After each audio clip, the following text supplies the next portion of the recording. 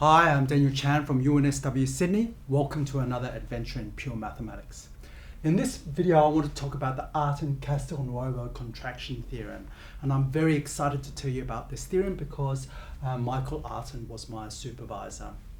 Now, to motivate this result, it's probably good to have a little think about the notion of a blow-up of a smooth surface at a point. So let's just remind ourselves what happens there. Suppose you have some sort of a smooth surface, okay, maybe like P2 here, and we just pick some sort of a point there. What happens when you blow it up? So the main thing is that you get something which is isomorphic to the original surface, except for that point gets replaced by a P1. And that P1 is rather interesting because it has a self-intersection number which is -1, so it's negative. So this blow-up procedure is a way to get a more complicated surface from another surface, okay? And this procedure is quite well understood. If you know things about the bottom surface, okay, the original surface, like its Picard group and the intersection theory there, then you know the Picard group of the blown up surface just has an extra copy of Z corresponding to that extra P1. And you also know what the intersection theory is on the blown up surface in terms of the one below. So a very natural question is, well, if you're given some sort of a smooth surface, smooth projective surface, is it the blow up of some simpler surface? Okay, and that's a very, very natural question to ask. And so I guess the way you would probably try to approach this, well, if it were the case, then you could find a nice P1 in there, and that P1 would have self-intersection -1. Okay, so that hopefully motivates this theorem of Castelnuovo, and it was also extended somewhat by Artin. I won't give you the full extension that Artin gave, but this will capture a little bit more of that sort of a theory. Okay, so suppose X here is a smooth projective surface over our algebraically closed field K. And suppose we have this curve which is like this one here, okay? So E is going to be a curve which is isomorphic to a projective line, and it's going to have negative self-intersection, and we're going to allow it to be arbitrarily negative, okay? So minus E squared will be positive, and that negative of E squared I'll denote with a D here just to simplify notation later. Well, what happens in this case? Well, in this case, there is a contraction map, okay? So what do I mean by that? So it's going to be a map from X, the original surface, to another projective surface Y. And what happens? It's a contraction map in the sense that this E is going to get mapped down to a single point. All the points in that projective line get squashed down to a single point. But other than that, it's going to be an isomorphism. Away from E, on X minus E, if you restrict this contraction map to X minus E, you'll get an isomorphic with Y minus the contracted point Y, little y here. Okay, so it's going to be an isomorphism everywhere else. Okay, so the other question is that, well, here X was a smooth projective surface. Is Y a smooth projective surface? And the Castelnuovo part of this theorem concerns the case when D equals 1. When D equals 1, this is smooth. And in fact, this is the only time it's smooth. Okay, so I'm not going to prove the whole of this theorem, but the most important thing I want to do is I want to show you the existence of the contraction, because it really uses a lot of the ideas in algebraic geometry about linear systems and also about why cohomology is important. Okay, so that's what I want to do in the rest of this video here, is to tell you the proof of the existence of contractions. So if you want to have such contraction, what do you want to do? You basically want to construct a map in algebraic geometry, which means you need a line bundle. And how do you get a line bundle? The easiest way is just to think of it in terms of divisors. So you just want to pick some sort of a divisor. Okay, so what divisors do you have floating around? So divisor on surface just means curves. Okay, so the first thing that you have is, well, it's a projective surface, so you always have some sort of hyperplane section. You have a lot of them. Okay, so a hyperplane section, and that gives you a very ample divisor. Okay, so let H be a hyperplane section. Okay, and that basically gives you your embedding of X into projective space. Okay, so that's fine. So we'll call that H. That's quite typical. And what else can you do? What other divisors can you get? So you've got this hyperplane divisor. You can take multiples of it. So we're going to take a sufficiently large multiple of it so that H1 of that multiple is going to be 0. So we can assume that H1x of OX dH is going to be equal to 0. And we can do this by Serre vanishing. Okay, so this is one of those places where firstly we're going to use cohomology quite a bit, and we're going to use quite a lot of the theory of cohomology. So in particular here we're using Serre vanishing theorem. Okay, so what's the basic idea? So here we've got something, dH, by the way, all multiples of h, positive multiples of h will also be very ample, okay? This you can see using the Veronese embedding, if you like.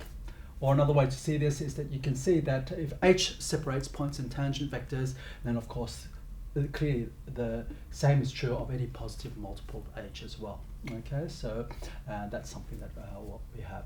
Okay, so what we're going to do is we're going to take this h, or this dh rather, and this dh, it's going to be very ample as it turns out, so it's going to separate points and tangent vectors. Okay, so it's going to embed this x into some sort of projective space. Okay, so that's going to be our starting point, and we want to modify it because we don't want it to separate points on E. We want it to collapse E down to a point. So what we're going to do is, rather than picking this dH, I'm going to modify it by adding some sort of multiple of the exceptional, or this thing which will turn out to be the exceptional E. So I'm going to add some integer multiple I of E. Okay, and that's what we're going to use to construct our contraction map. Okay, very simple. But to do that, we need some technical facts about the cohomology of such line bundles, okay, such invertible sheaves. Okay, so what I want to show in this little lemma here is that H1OX of DH plus IE, this H1 group is going to be 0 for I equals 0 up to H dot E minus 1. Now for I equals 0, okay, it's just OX of DH, and we assumed that H was chosen, if necessary, by replacing the original hyperplane with a sufficiently large multiple so that this cohomology vanishes. Okay, so that's just our starting assumption, which we could assume using Serre vanishing theorem. And now I want to prove by induction on I that this is also equal to 0 for all these values of I from 0 up to H dot E minus 1.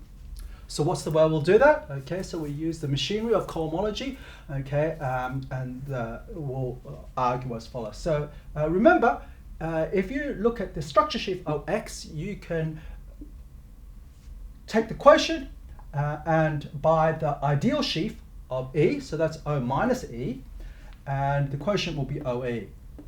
And if you twist that by this invertible sheaf here, you'll get the following short exact sequence. So let's just go through that. You have OX DH plus IE. If you restrict this to E, you get OE DH plus IE. And then what is the kernel of this? So basically you take this invertible sheaf and you have to twist it by minus E, because that's going to be the ideal sheaf of E. Okay, so that's OX DH, and here you've only got I minus 1 E there. Okay, so that's a short exact sequence. Let's have a little look at this term here. Okay, so E, remember, is just a P1. Okay, and this is some sort of a line bundle invertible sheaf on P1, and they're determined precisely by the degree of that invertible sheaf. So let's work out what the degree is here, and the degree is just, well, you're twisting by this dh.ie, so it's just the intersection product of dh plus ie with e, dh plus ie with e. So let's do the intersection product here. You've got d times h dot e, that's this first term. And the second term is ie squared. Well, e squared we said was minus d. Okay, that's the notation. That's what d meant. Okay, so this is minus di. Okay, so you've basically got d times h dot e minus I. So this is OP1 of d times h dot e minus I. And since the I is not going all the way up to h dot e, this is actually positive. This number here is actually positive. Okay, actually it could equal 0. You could extend this up to h dot e as well, but we won't need that. So it turns out that, well, you're just looking at OP something positive, OP1 something positive, and H1 of all of those invertible sheaves is 0. Okay, so that's something that we know about line bundles, the cohomology of line bundles on P1. So H1 is 0 there. So we look at the long exact sequence here. H1 surjects onto that since the H1 of this is 0. Okay, so H1 of this, that's OX DH plus I minus 1E, surjects onto H1 OX of DH plus IE. And remember, we're using induction, so what's the inductive hypothesis? We can assume that this is equal to 0, and since this 0 surjects onto this term here, this is also equal to 0. And then we've proved this lemma. Okay, so that's rather nice. That's the result that we need. Okay, so remember why we wanted to do that? We wanted to construct this contraction map, okay, by using sections of line bundles. So we need some sort of complete linear system. And what's the complete linear system I want to use? The complete linear system is basically given by the global sections of OX dH plus some multiple of E. And what multiple of E is that? It's going to be H dot E times E. That's the multiple that I want. Okay. The other thing to realize, of course, is H dot E. Since H you can move so that it's not on E, that's going to be a positive number. Okay. So what do we want to know about this complete linear system? So the first thing is you want to know that it gives you a map that's defined everywhere. So we want to know that it's base point free. Okay, that's the first thing. Okay, what's the second thing? Well, the second thing, of course, is you want it to contract E. Okay. And the final thing is that you want it to be an isomorphism away from E. Okay, so that's what you want to do. Okay, so let's just have a little think about what all these things mean. Okay, so let's remind ourselves what's base point free mean and how do we check that something is an isomorphism. Okay, so basically if you have, let's just perhaps look at this H as an example. Okay, so H we know is very ample, so it is going to be base point free. So what does it mean base point free? That means that you can, if you have some sort of H, okay, for a point to be a base point means that every effective divisor that's linearly equivalent to it, so if you replace it with something like that, it has to be 0 at that point. So it means that you can find some sort of effective divisor linearly equivalent to H which is not going through that point. So we want to show that it's true not for H though, but for DH plus H dot EE, that it's base point free. Okay, so one thing we know about H is that it also is going to give us an embedding into projective space. So it separates points and tangent vectors. So what does it mean that it separates points? Okay, that means if you have two distinct points on the surface, okay, you can find something that's linearly equivalent to the H that goes through one of them, but not the other point. So it separates them in that way. And we want to show that this is true. So this also will hold for when these 2 points go together, so it separates tangent vectors. And we want to show that this is true for any 2 points away from E, but of course once they're on E, they're going to collapse together. Okay, so let's just see why that's true. That actually, for part 3, if we look at X away from E, we can easily see it's base point free and that's an isomorphism. Okay, so if you have, for example, here's your E here, so you've got a P1 there, which is representing this E here, and if you have 2 points, right, and if you pick this DH plus H dot EE, okay, what you can do is you can replace the DH with something that's linearly equivalent to it, so that it goes through one of these points, but not the other one. Okay, so that would separate the 2 points which are not inside E. And similarly, if those 2 points come together, so you get a tangent vector, you can separate that tangent vector. Okay, and certainly if there was a point that's not on E, you can move that H, okay, or that DH rather, you can find something that's linearly equivalent to it and also effective, which doesn't go through that point. Okay, so it's base point free away from E. In fact, it's going to embed X minus E into projective space. And so the main thing to see is the fact that it's base point free when you go on E, so there are no base points on E neither, and also that it contracts all the points of E. Okay, so that's what we want to do. So remember, really what's happening here, the whole point of this idea of linear systems is we're using global sections of this invertible sheaf to map X into projective space. So we're going to look at what's happening with this sheaf here, OXDH plus H dot EE.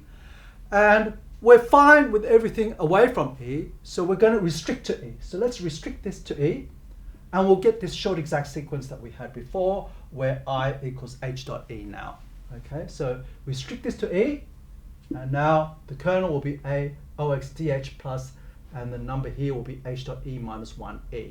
Okay, so we've restricted this invertible sheaf just to E, and let's have a look at what this is. Okay, so this is some invertible sheaf on P1, and to get which one it is, you just work out what the intersection number here. So I equals H dot E, so you can use this calculation here. I equals H dot E. When you dot it with E, in this case, you'll get I equals H dot E, so that's term. So the difference here is just 0. So you just get OP1.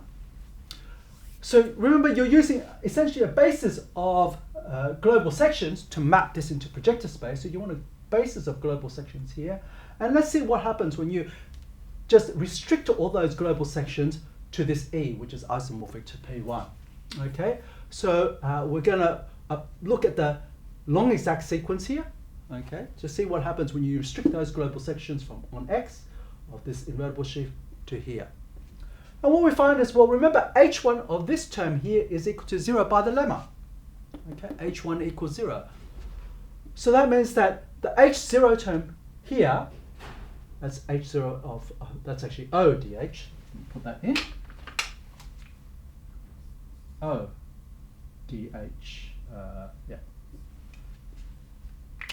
That surjects onto H of O0. H0 of E.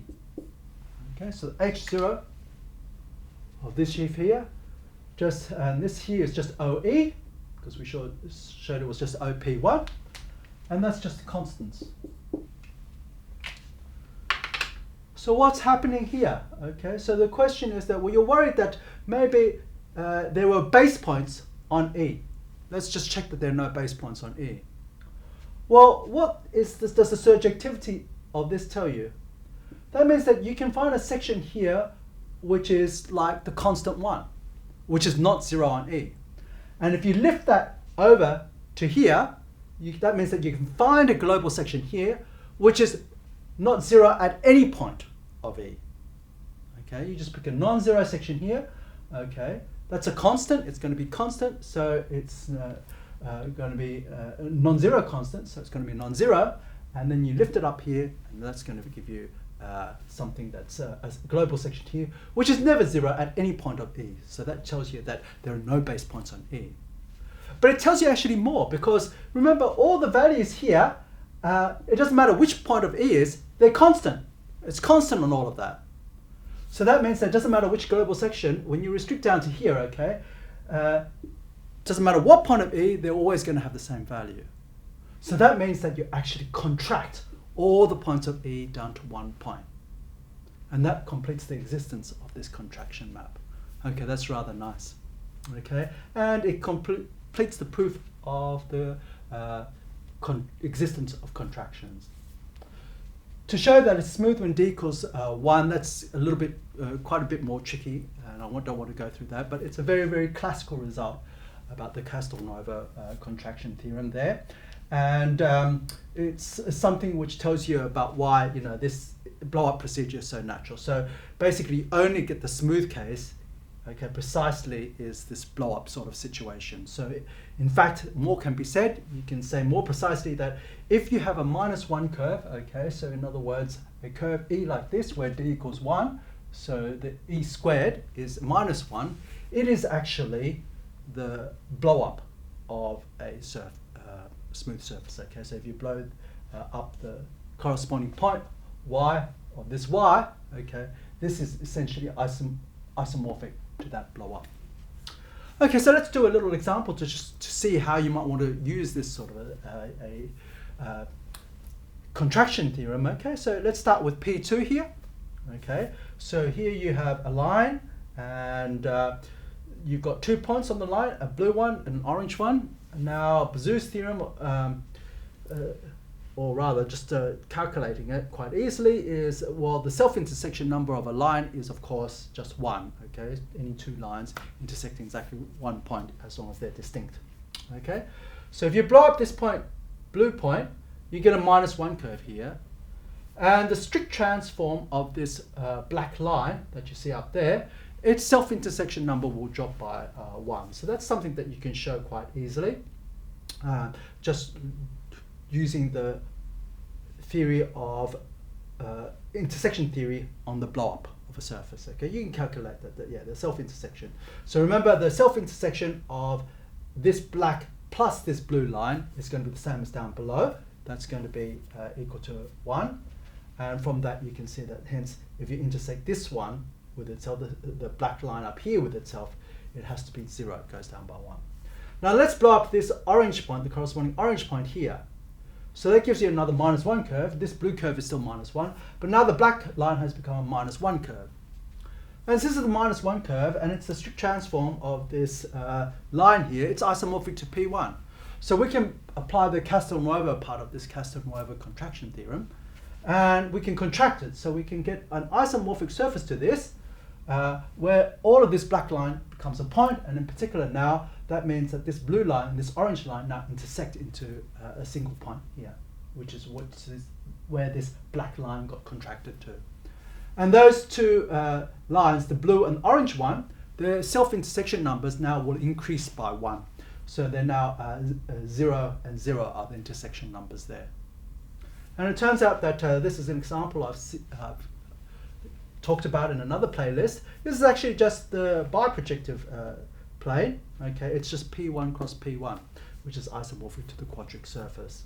Okay, and if you remember in the quadric surface, okay, so in P1 cross P1, okay, so here above every point of this first P1, you have a copy of P1, okay, maybe like this blue line here, and above every copy of this point, this P1 here, the second coordinate, if you fix that second coordinate, you'll get a P1, which might be something like the 0, the orange line here, okay, and of course, to get linear equivalent things, you can slide this across, this orange line across, and this blue line you can slide across, and they don't intersect, and that's why the self-intersection number is 0 there. Okay, so this gives an example of the Castelnuovo contraction theorem. I hope you enjoyed this adventure in pure mathematics.